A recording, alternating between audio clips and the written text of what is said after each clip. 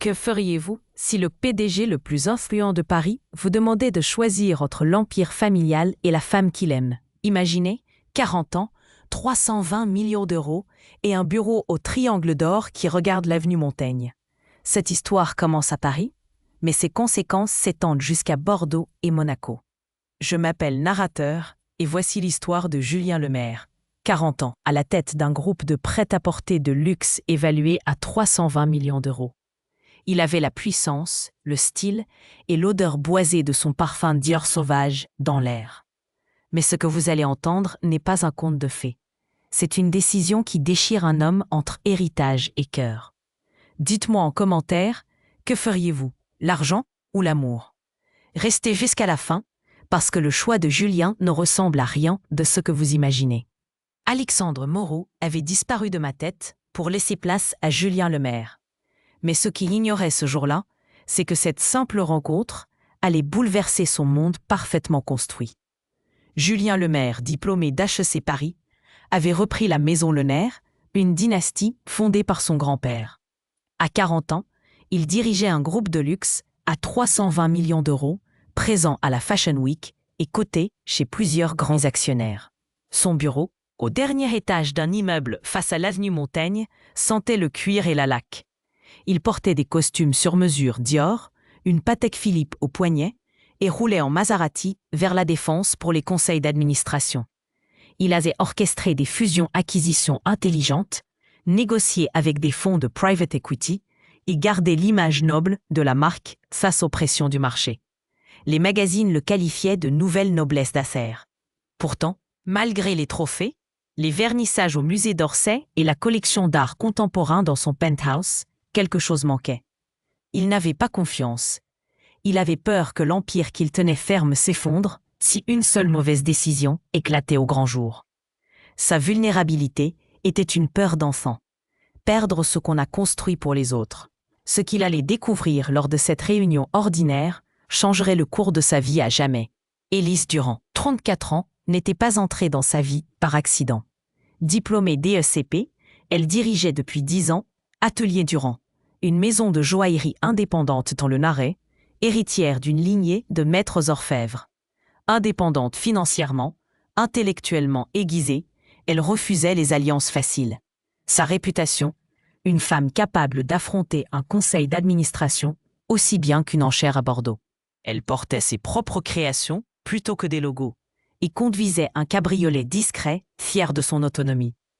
Élise représentait un défi professionnel. 3 ans plus tôt, elle avait refusé une offre de fusion qui aurait intégré sa maison au groupe Lemaire. Pour Julien, c'était une blessure professionnelle. Pour elle, que feriez-vous si le PDG le plus influent de Paris vous demandait de choisir entre l'empire familial et la femme qu'il aime? Imaginez, 40 ans, 320 millions d'euros et un bureau au Triangle d'Or qui regarde l'avenue Montaigne. Cette histoire commence à Paris, mais ses conséquences s'étendent jusqu'à Bordeaux et Monaco.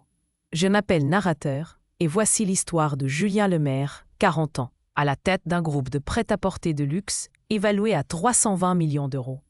Il avait la puissance, le style et l'odeur boisée de son parfum Dior sauvage dans l'air. Mais ce que vous allez entendre n'est pas un conte de fées. C'est une décision qui déchire un homme entre héritage et cœur.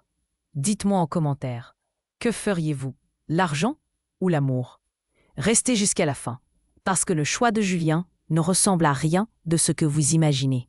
Alexandre Moreau avait disparu de ma tête pour laisser place à Julien Lemaire. Mais ce qu'il ignorait ce jour-là, c'est que cette simple rencontre allait bouleverser son monde parfaitement construit. Julien Lemaire, diplômé d'HEC Paris, avait repris la maison Lemaire, une dynastie fondée par son grand-père. À 40 ans, il dirigeait un groupe de luxe à 320 millions d'euros, présent à la Fashion Week et coté chez plusieurs grands actionnaires. Son bureau, au dernier étage d'un immeuble face à l'avenue Montaigne, sentait le cuir et la laque.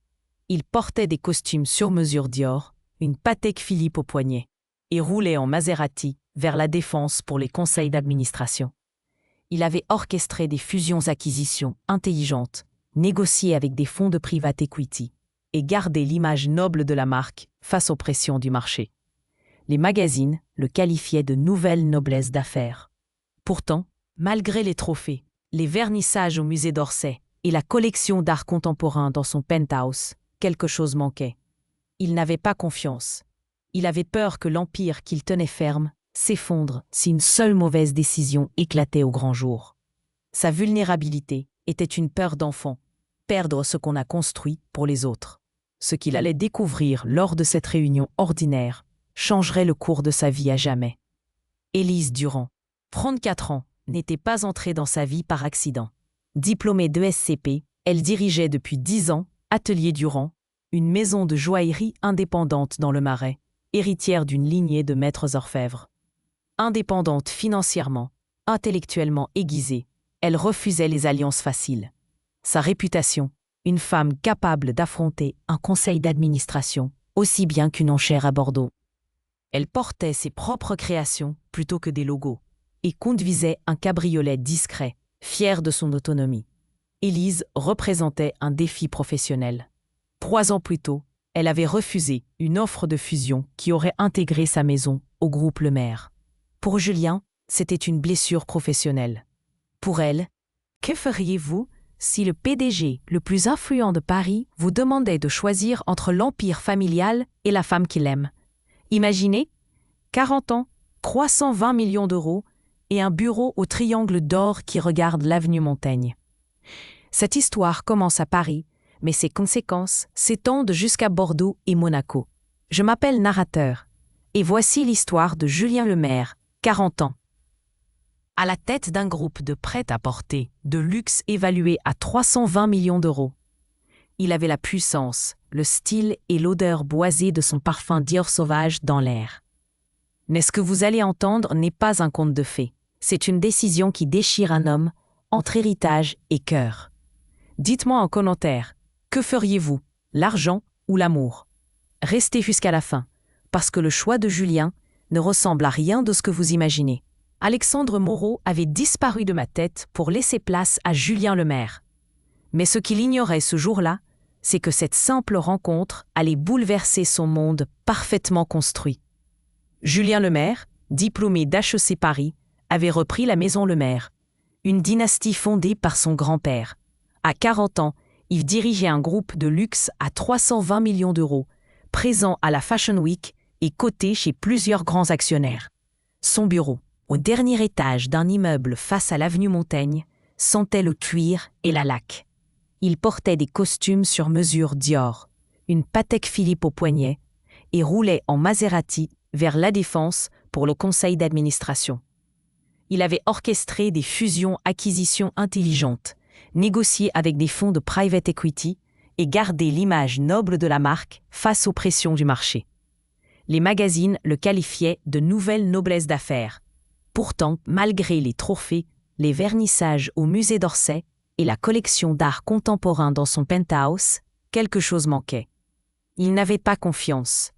Il avait peur que l'empire qu'il tenait ferme s'effondre si une seule mauvaise décision éclatait au grand jour. Sa vulnérabilité était une peur d'enfant, perdre ce qu'on a construit pour les autres. Ce qu'il allait découvrir lors de cette réunion ordinaire changerait le cours de sa vie à jamais. Élise Durand, 34 ans, n'était pas entrée dans sa vie par accident. Diplômée d'ESCP, elle dirigeait depuis 10 ans Atelier Durand, une maison de joaillerie indépendante dans le Marais, héritière d'une lignée de maîtres orfèvres. Indépendante financièrement, intellectuellement aiguisée, elle refusait les alliances faciles. Sa réputation, une femme capable d'affronter un conseil d'administration, aussi bien qu'une enchère à Bordeaux.